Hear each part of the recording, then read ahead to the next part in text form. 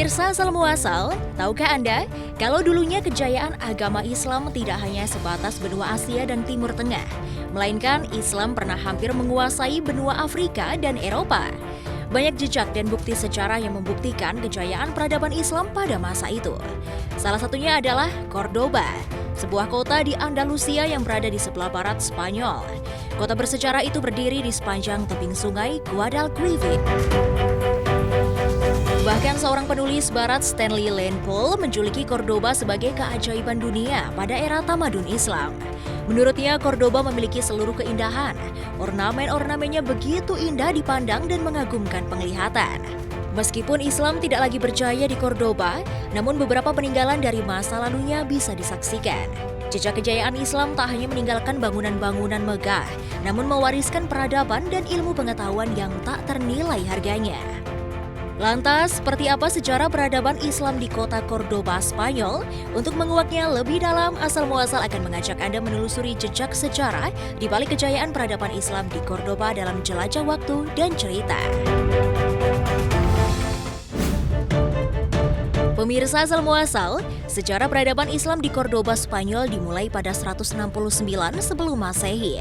Dahulu kota ini bernama Iberibad, yang dibangun oleh Kekaisaran Romawi. Cordoba begitu terkenal setelah menjadi ibu kota Kekaisaran Romawi di bawah pimpinan Kaisar Loteo. Julius Caesar, salah seorang panglima militer Romawi, juga sempat menaklukkannya pada tahun 45 Masehi. 5 abad setelahnya, Cordoba berada di bawah kekuasaan Bizantium saat pemerintahan Raja Goth Barat. Cordoba memasuki era baru ketika Islam datang ke wilayah Eropa pada 711 Masehi atau 93 Hijriah. Di bawah pimpinan Tariq bin Ziyad, tentara Islam dari dinasti Umayyah yang membawa misi dakwah berhasil merebut Cordoba dan wilayah Spanyol dari kekuasaan Goth Barat Kekaisaran Visigoth. Penaklukan Cordoba oleh pasukan Tariq bin Ziyad dilakukan atas perintah Musa bin Nusair, seorang gubernur Afrika Utara di bawah pemerintahan Walid bin Abdul Malik atau Walid pertama dari dinasti Umayyah yang beribu kota di Damaskus. Selain Cordoba, tentara Islam juga menguasai wilayah lain di Spanyol seperti Toledo, Seville, Malaga, dan Elvira. Cordoba menjadi ibu kota kekhalifahan dinasti Umayyah setelah kerajaan tersebut kalah oleh dinasti Abbasiyah. Pusat kekuasaan turut bergeser dari Damaskus ke Baghdad. Dinasti Umayyah yang terusir lalu membangun lagi kekuasaannya di Spanyol. Cordoba dipilih sebagai pusat kekuasaan dinasti Umayyah sejak pemerintahan Abdurrahman ad-Dakhil atau Abdurrahman pertama. Puncak kejayaan dan masa keemasan Cordoba di bawah pemerintahan Islam mulai berlangsung pada era pemerintahan Khalifah Abdul Rahman an-Nasir dan pada zaman pemerintahan anaknya Al-Hakam. Saat itu Cordoba telah mencapai kejayaannya hingga pada taraf kekayaan dan kemewahan yang belum pernah tercapai sebelumnya. Salah satu bukti bangunan yang menjadi saksi sejarah sekaligus peninggalan masa keemasan Cordoba di era kejayaan Islam adalah Masjid Agung Cordoba atau Masjid Katedral Cordoba. Orang Spanyol masa kini menyebutnya La Mezquita. Bangunan megah nan indah yang didaulat Organisasi Pendidikan, Sains, dan Kebudayaan PBB oleh UNESCO sebagai tempat yang sangat bersejarah dan penting di dunia pada tahun 1994. Pembangunan Masjid Cordoba dimulai tahun 784 Masehi dan terus berlangsung selama hampir 2 abad. Abdurrahman pertama menggunakan masjid itu sebagai bagian dari istananya. Dalam perkembangannya, Masjid Agung Cordoba mengalami banyak penambahan ornamen pada bangunan utamanya. Seperti pada masa Abdurrahman ketiga yang menambahkan menara batu untuk tempat azan yang dikenal dengan nama Menara Al-Minar. Penambahan terakhir pada bangunan masjid dilakukan oleh Al-Mansur ibni Abi Amir di tahun 987 Masehi dengan menambahkan jalan yang menghubungkan masjid dengan Istana Khalif. Masjid Agung Cordoba menjadi bagian penting dalam perjalanan Islam di Andalusia selama 3 abad. Masjid ini dikenal sebagai jantung pusat ibu kota Andalusia. Arsitektur masjid ini memiliki kemiripan dengan arsitektur Masjid Agung Damaskus.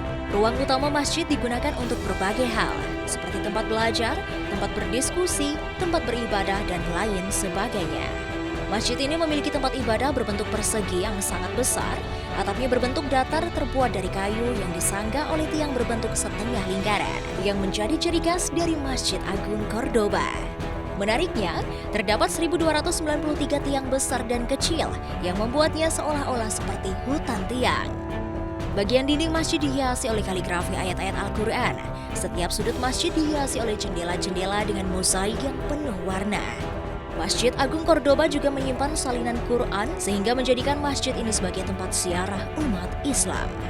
Namun sayangnya seiring dengan melemahnya posisi dinasti Umayyah di Spanyol pada 1236, Cordoba kembali diambil alih oleh orang-orang Kristen. Raja Ferdinand II of Castile segera memerintahkan lentera masjid untuk dibawa kembali ke Santiago de Compostela untuk diubah kembali menjadi lonceng. Selanjutnya, raja-raja Kristen berikutnya mengubah dan menambahkan beberapa fitur ke masjid tersebut tanpa menghancurkannya.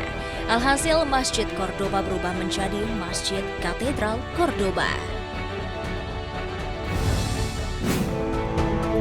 Fitur-fitur menarik yang terdapat dalam Masjid Katedral Cordoba diantaranya adalah Patio de los Naranjos. Halaman yang dipenuhi dengan pohon jeruk, palem, cemara, dan air mancur membentuk pintu masuk ke masjid tersebut. Patio de los Naranjos dulunya merupakan sebuah tempat untuk berwudu. Pintu masuk yang paling mengagumkan di area tersebut adalah Puerta del Perdón. Gapura mudehar dengan gaya arsitektur Iberia pada abad pertengahan, dari abad ke-14 yang berada di sebelah Menara Lonceng. Berikutnya adalah Menara Lonceng. Menara setinggi 54 meter tersebut menyajikan panorama indah melalui sudut pandang burung dari bangunan utama masjid. Awalnya Menara Lonceng dibangun oleh Abdurrahman III pada 951 hingga 952 sebagai menara masjid atau minaret. Selanjutnya terakhir adalah bagian katedral. Pembangunan katedral tersebut membutuhkan waktu hampir 250 tahun, yakni pada tahun 1523 sampai 1766 untuk diselesaikan. Oleh karena itu, gaya arsitekturnya sangat beragam, mulai dari gaya Platerescu atau gerakan arsitektur khas Spanyol, Renaissance akhir hingga Barok Spanyol yang mewah.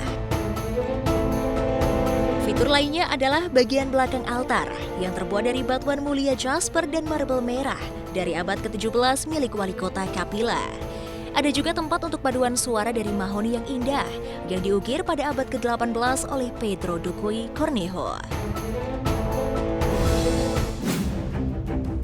Pemirsa, selain Cordoba, rupanya Granada juga menjadi kota yang memiliki jejak sejarah kejayaan Islam.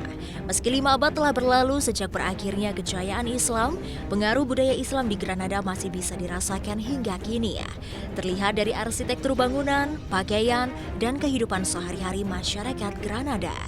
Jalan-jalan yang sempit dengan arsitektur Timur Tengah, bau dupa oriental dari toko-toko dan kafe Arab, semuanya mengingatkan pada semenanjung Arab. Dayas Tanah Alhambra mencerminkan tradisi dan budaya Muslim pada masa itu. Sedangkan saat ini, Alhambra adalah salah satu destinasi wisata utama di Spanyol yang mampu menarik ribuan wisatawan, terutama umat Muslim. Istana Alhambra juga sekaligus menjadi bukti peradaban Islam di Spanyol. Meskipun umat Kristen Granada telah melakukan beberapa perubahan kecil di dalam istana, pondasi dan bentuk istana yang dulu dibangun oleh umat Muslim tetap dipertahankan sampai saat ini. Saat ini, Granada adalah sebuah kota di mana komunitas Muslim terbesar di Spanyol tinggal. Kota ini juga merupakan rumah bagi sejumlah besar imigran Muslim dari wilayah Afrika Utara dan Barat.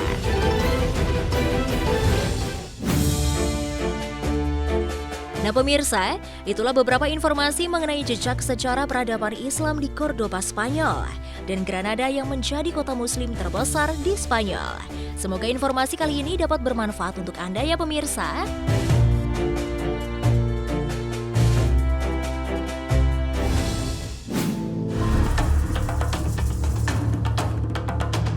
Provinsi Aceh merupakan wilayah paling barat di Indonesia, di mana Aceh terletak di ujung Pulau Sumatera. Sejarah Aceh merupakan daerah pertama masuknya agama Islam di wilayah Indonesia, juga menjadi salah satu tempat berdirinya kerajaan Islam Nusantara, yaitu Perulak dan Pasai. Karena rangkaian sejarah tersebut, maka Aceh dijuluki sebagai kota Serambi Mekah. Sebagai provinsi yang mayoritas mengilhami kebudayaannya dalam nuansa Islami, maka setiap Ramadan ada beragam tradisi unik di Aceh yang hingga sekarang masih terus dilestarikan, seperti tradisi megang, yakni ritual penyembelihan sapi atau kerbau.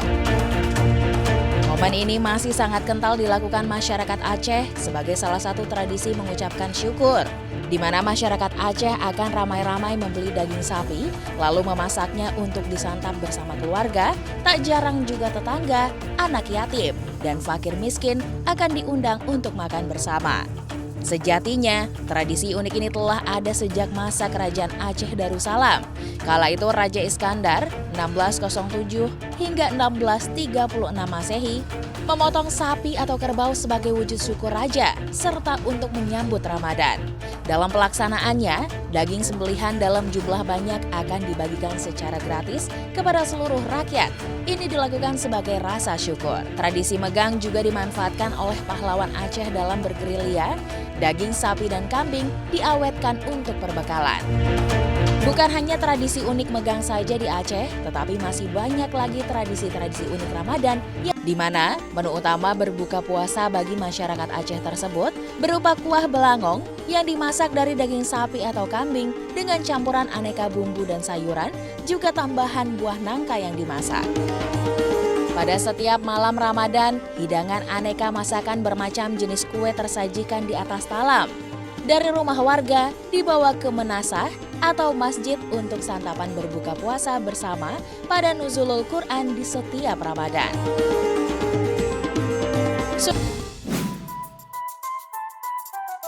Nah pemirsa, selain tradisi nuzulul Quran, di Aceh juga ada tradisi Qiyamul Lail. Pada malam 10 Ramadan, mendatangkan imam dari Arab Saudi, semua umat muslim Aceh pada 10 malam terakhir Ramadan melakukan sholat Qiyamul Lail saat malam hari. Pemirsa juga bisa mengikuti tradisi yang dipusatkan di 3 masjid utama di Banda Aceh, yaitu Masjid Baitur Rahman, Masjid Agung Al-Ma'mur, dan Masjid Baitul Musyahdah. Tradisi ini untuk memotivasi masyarakat untuk menghidupkan 10 malam terakhir, tetapi tetap mengikuti tuntunan Rasul untuk memperbanyak ibadah pada 10 malam terakhir Ramadan, dan pemerintah kota Banda Aceh mendatangkan 3 syekh dari Arab Saudi, yaitu Syekh Anas Abdul Rahman Busyaha, Syekh Ali Muhammad Al-Syehri, dan Syekh Abdul Aziz Mudhi Al-Harbi. Kehadiran 3 syekh ini untuk menjadi imam Qiyamul Lail di Masjid Agung Al-Ma'mur, Masjid Oman Lampriek, Banda Aceh. Saat bulan puasa di Aceh, pemirsa, jangan harap melihat warung yang buka di siang hari. Walaupun di Aceh terkenal kedai kopi saat bulan puasa, warung dan kedai kopi mereka akan buka jam 4 atau menjelang buka puasa. Warung akan tutup saat sholat tarawih dan akan dibuka setelah tarawih. Jadi untuk pemirsa yang ingin nongkrong ngopi sebaiknya setelah sholat tarawih. Bukan itu saja, pemirsa juga harus mengikuti protokol kesehatan karena petugas Satpol PP dan wilayah Hisbah akan berkeliling untuk memastikan bahwa semua taat peraturan. Membahas seputar tradisi dan ritual Ramadan di Aceh, maka satu hal yang tak boleh ketinggalan, apalagi kalau bukan kuliner atau jajanan khas Aceh, dan cuma ada spesial di bulan Ramadan saja. Apa sajakah itu? Berikut asal muasal merangkum informasinya untuk Anda. Ini dia pemirsa kuliner di Aceh, mie cilek, yang seringkali ditemukan ketika bulan Ramadan. Mie cilek adalah salah satu kuliner favorit masyarakat lokal, mie yang terbuat dari mie tepung atau mie lidi yang dicampur bihun. Hidangan ini memiliki ciri khas tersendiri, yaitu dibubuhi dengan kacang merah rebus, kerupuk merah, tempe, dan jengkol, ditambah sambal kacang. Penyajiannya sangat unik, tidak ada makanan di tempat seperti mie Aceh. Harganya dijual dengan porsi kecil seperti nasi kucing, sekitar 1.000 sampai 5.000 rupiah. Selanjutnya ada lemang, hidangan khas Aceh, beras ketan yang dibalut dengan daun pisang. Setelah itu dibakar dalam potongan bambu, dibakar hingga berjam-jam sehingga hidangan menghasilkan rasa yang nikmat, lezat, gurih, dan renyah. Biasanya lemang ada di saat bulan Ramadan.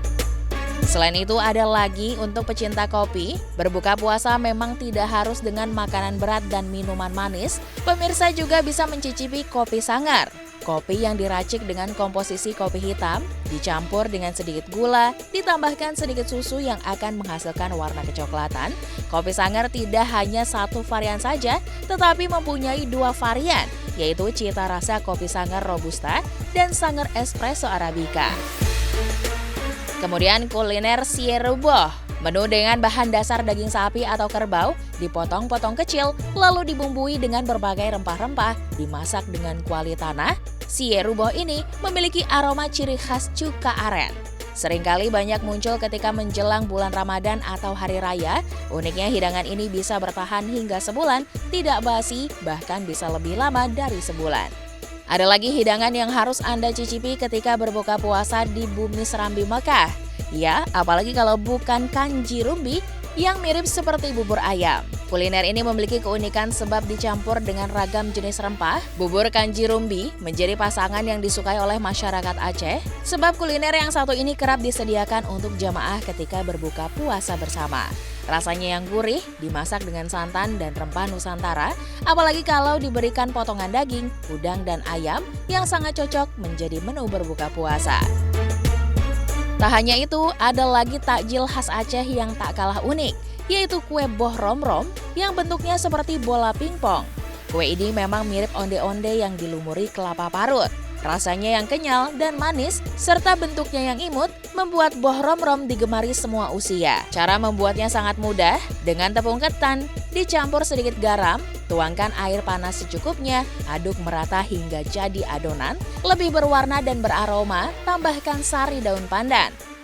Adonan yang sudah jadi dibuat seperti telur puyuh, lubangi sedikit di tengahnya, masukkan gula pasir dan potongan gula aren. Selanjutnya ditutup dan bulatkan hingga terbentuk bola kecil. Namun boh rom-rom bisa dibeli di lapak takjil, masjid, madrasah, dan bahkan di warung kopi pun ada.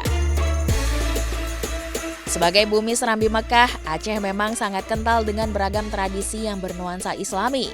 Hal itu tercermin dalam sejumlah prosesi budaya maupun upacara yang berkaitan dengan tatanan sosial masyarakat setempat. Apa sajakah itu? Upacara Petron Anek. Dalam menyambut kelahiran bayi, biasanya masyarakat Aceh akan menggelar prosesi penyambutan dalam beberapa tahapan, yakni setelah anak berumur 44 hari, 3 bulan, 5 bulan, hingga 7 bulan. Dan seperti biasanya dipimpin pemuka agama yang di sampingnya terdapat air zam-zam, sari kurma, ayam panggang, dan buah-buahan. Sehabis itu dibacakan doa, bayi tersebut akan dicicipi berbagai macam rasa ke lidahnya dengan tujuan indera perasanya lebih sensitif. Tradisi ini secara umum dimaknai sebagai kebiasaan masyarakat untuk membawa anaknya turun ke tanah. Upacara ini memperkenalkan seorang bayi untuk pertama kalinya kepada lingkungan masyarakat luas dan keluarga. Pelaksanaan tradisi diiringi mengayunkan sambil mengadakan acara marhaban dan pemberian nama. Yang lebih menarik lagi, bayi berumur 44 hari diturunkan ke halaman oleh seseorang yang terpandang, baik perangai maupun budi pekertinya. Orang tersebut sudah lebih dulu diinginkan oleh orang tua si bayi dengan tujuan agar si anak kelak mengikuti jejak orang tersebut. Orang yang menggendong harus memakai pakaian yang bagus. Bayi akan diturunkan dipayungi ijabate. Kaki anak tersebut diinjakan ke tanah. Di atas kepala si anak dibelah buah kelapa dengan alas kain putih yang dipegang 4 orang dengan tujuan agar si bayi tidak takut terhadap suara petir.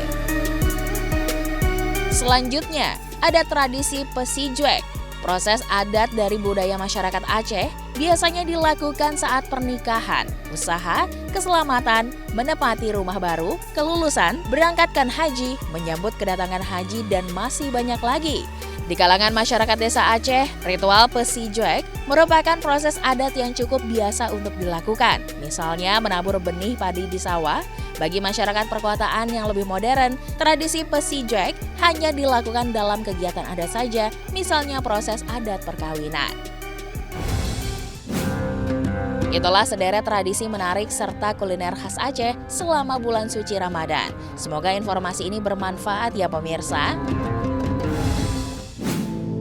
Apa jadinya bila ada negara dengan waktu puasa hingga 23 jam?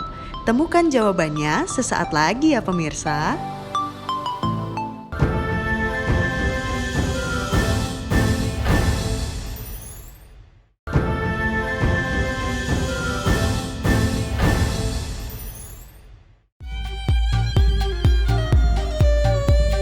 Bulan Ramadan merupakan bulan yang suci bagi umat muslim. Di bulan ini ibadah puasa wajib dilaksanakan. Hal tersebut tertera dalam firman Allah surat Al-Baqarah ayat 183. Selain itu, ibadah puasa juga merupakan salah satu dari 5 rukun Islam. Waktu berpuasa biasanya dimulai sejak matahari terbit hingga matahari terbenam atau saat azan maghrib sudah berkumandang.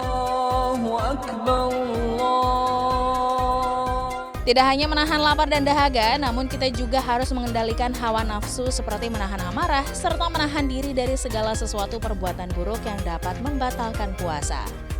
Sebagai negara dengan populasi umat muslim terbesar di dunia, Indonesia memiliki waktu puasa kurang lebih 13 jam setiap harinya selama bulan Ramadan. Namun rupanya, Indonesia bukanlah negara dengan waktu puasa terlama di dunia. Masih banyak negara lain dengan waktu berpuasa jauh lebih lama. Untuk itu, Asal Muasal akan mengajak Anda menelusuri fakta beserta keunikan Ramadan dari beberapa negara dengan waktu puasa terlama serta tercepat di dunia dalam jelajah waktu dan cerita. Jika berbicara tentang peringkat negara dengan durasi puasa terlama, nampaknya Finlandia merupakan pemenangnya. Menurut penuturan beberapa orang yang pernah tinggal di sana, salah satu negara Nordik ini memiliki durasi puasa sampai dengan 23 jam lamanya. Umat muslim di Finlandia biasa sahur pada pukul 1 dini hari dan berbuka pada pukul 12 malam keesokan harinya. Hal ini disebabkan oleh durasi matahari terbenam di Finlandia hanya berlangsung selama 55 menit.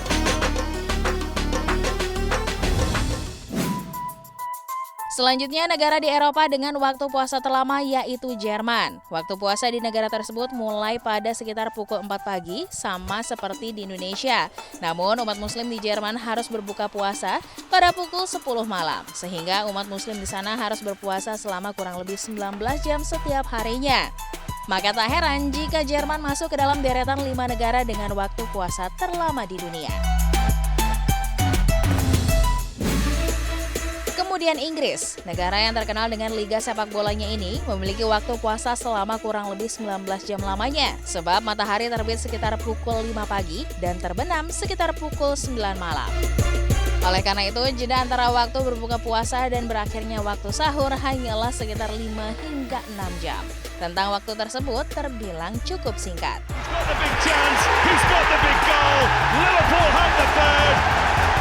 Membicarakan mengenai sepak bola, beberapa pemain ternyata harus tetap bertanding saat berpuasa loh pemirsa, dan salah satunya adalah Mohamed Salah. Pemain Liverpool ini tetap berpuasa saat menghadapi Tottenham Hotspur pada final Liga Champions 2018 hingga 2019. Hebatnya, penyerang asal Mesir ini berhasil menyumbang 1 gol dan mengantarkan Liverpool menjadi juara Liga Champions 2018-2019.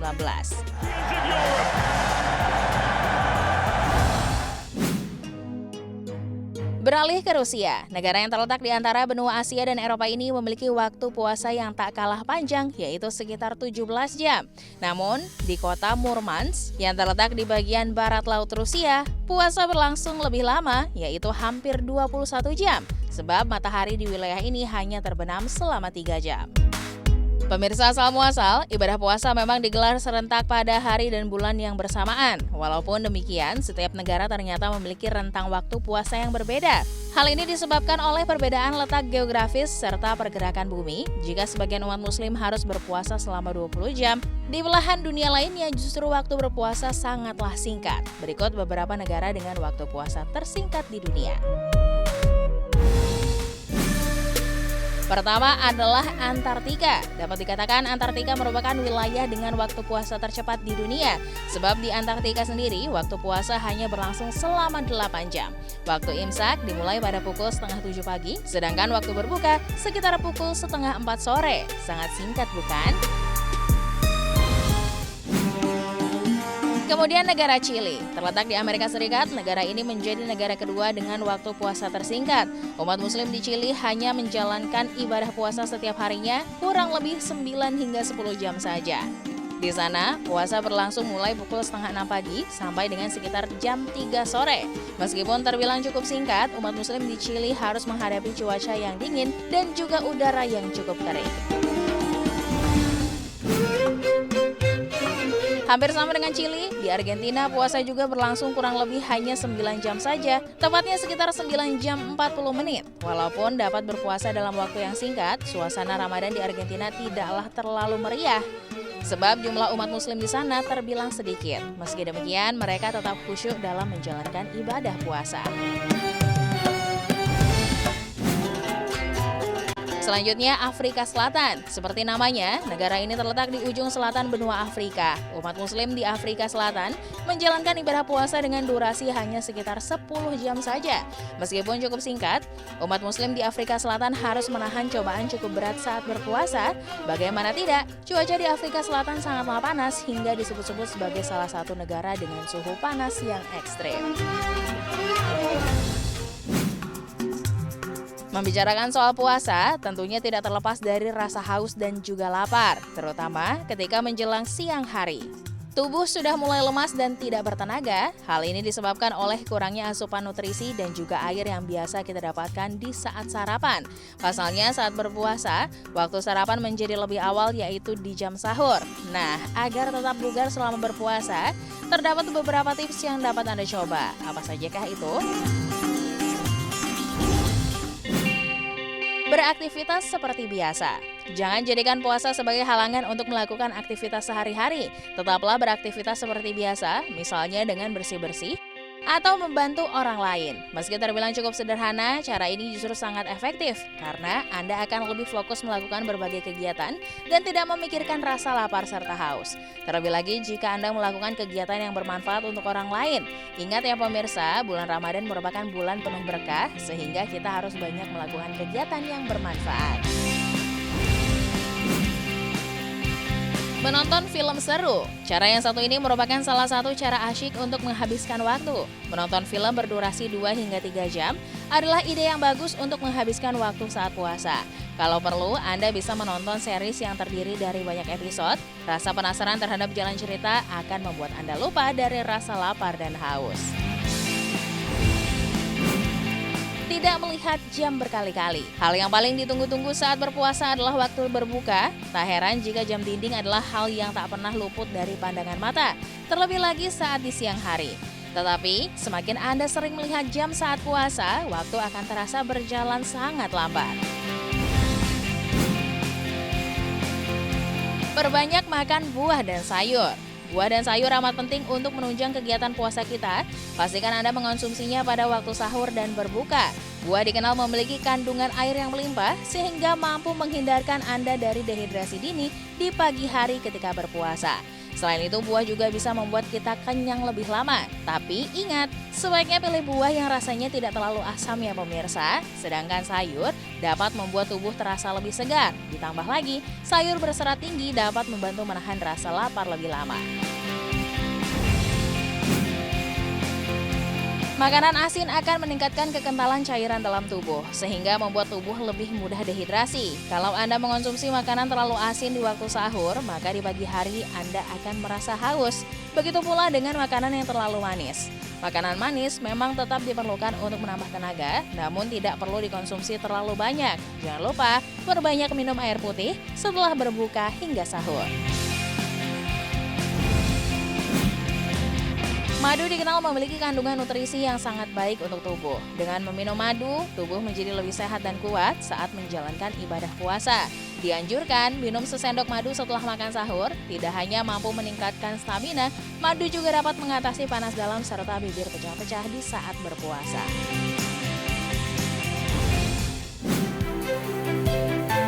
Nah pemirsa, itulah beberapa informasi mengenai keunikan Ramadan dari berbagai negara dengan waktu puasa terlama dan tercepat di dunia, serta sederet tips agar kuat saat berpuasa. Semoga bermanfaat ya pemirsa.